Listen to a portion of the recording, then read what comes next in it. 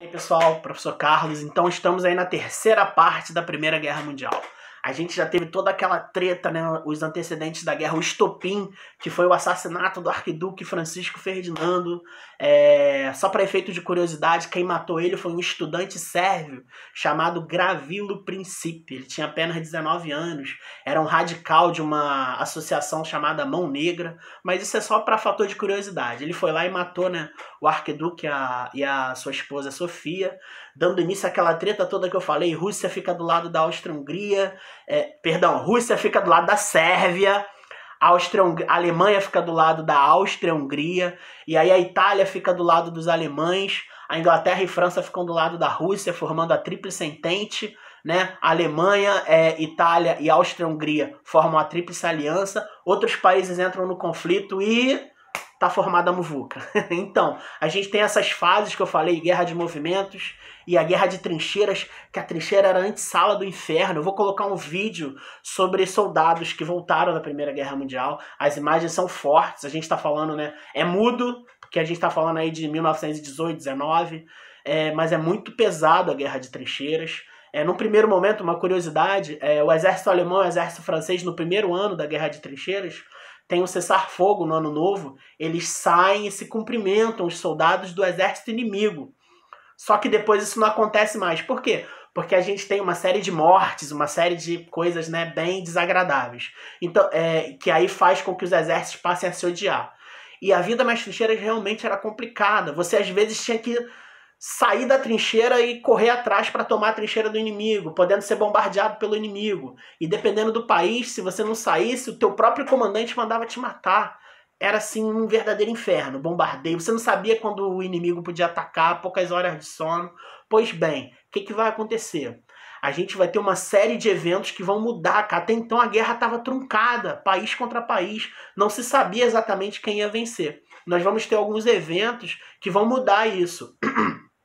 Em 1915, a Itália, por divergências, digamos assim, com a Alemanha, ela vai mudar de lado e vai passar para a Tríplice Entente, para o lado da Inglaterra, da Rússia e da Rússia e da França. Então a Alemanha já perdeu um aliado. O que vai acontecer? Em contrapartida, na Tríplice Entente, a Rússia vai sair da guerra no ano de 1917. Por quê? Revolução Russa, que é inclusive a nossa próxima matéria.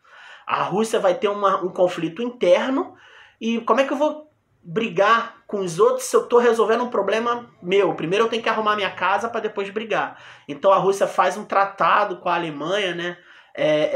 Um tratado de neutralidade, a Rússia sai do conflito, e aí a gente tem essa Itália passa para cá, a Rússia sai da guerra, fica desse lado a Alemanha e a Áustria-Hungria. Só que o que vai acontecer? Ainda em 1917, os Estados Unidos estavam numa posição neutra. Até porque, lembrando, geograficamente falando, os Estados Unidos estão na América.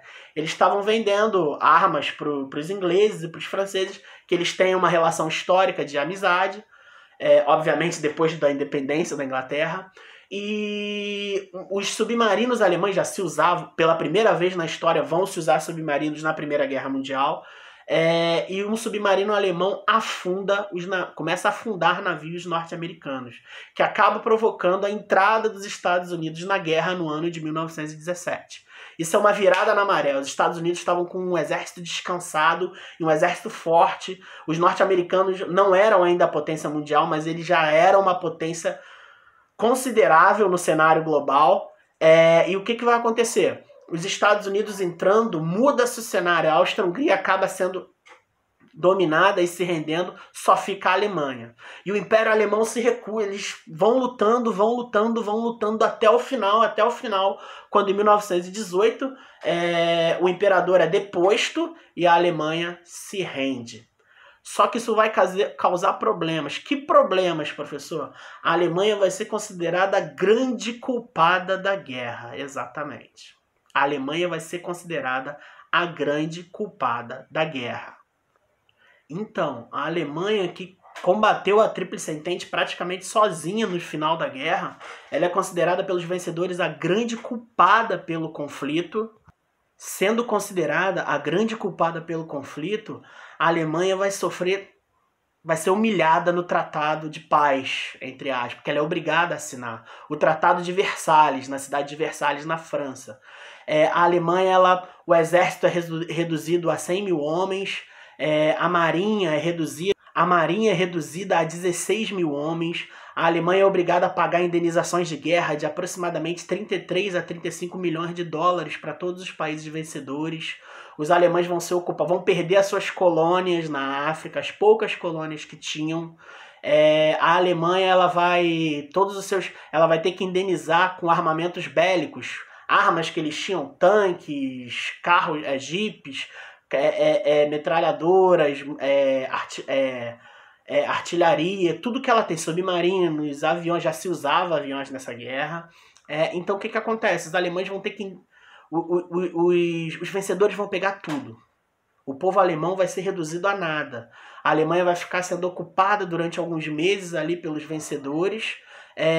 Os alemães vão perder uma parte do seu território, porque vai se criar o corredor polonês, que vai dividir o território alemão para dar um acesso para a Polônia ao mar. O corredor polonês tem a ver com a Segunda Guerra Mundial, depois a gente vai falar sobre isso. A Alemanha perde aquela região da Alsácia-Lorena lá atrás, que a França tinha aquele revanchismo. Aquilo ali é interessante que isso vai criar um revanchismo mais a ver. Os alemães vão ter um sentimento de revanchismo em relação à França. Qual a importância do Tratado de Versalhes? O Tratado de Versalhes vai levar a Alemanha, vai derrubar literalmente o povo alemão. O povo alemão sai humilhado do Tratado de Versalhes. E a Alemanha não é a responsável pela Primeira Guerra Mundial. Mas o Tratado de Versalhes, na Primeira Guerra, ele é responsável direto, se não o responsável direto, que vai permitir que o nazismo entre na Alemanha. Os alemães estão sem esperança. Qualquer pessoa que venha com uma esperança para os alemães, eles vão aceitar. Essas pessoas são os nazistas.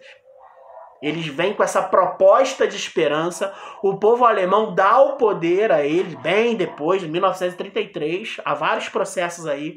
Mas se o Tratado de Versalhes não tivesse sido tão pesado com a Alemanha, talvez nós não tivéssemos. Ou não tivéssemos uma Segunda Guerra Mundial nas proporções que nós tivemos. Porque o Tratado de Versalhes é essencial para que os alemães, se sentindo humilhados, deem o poder aos nazistas nos anos que virão. Então a Primeira Guerra Mundial ela tem uma relação direta com a Segunda Guerra. É isso que eu queria que vocês entendessem nesse vídeo. Um abraço e boa noite. E bons estudos.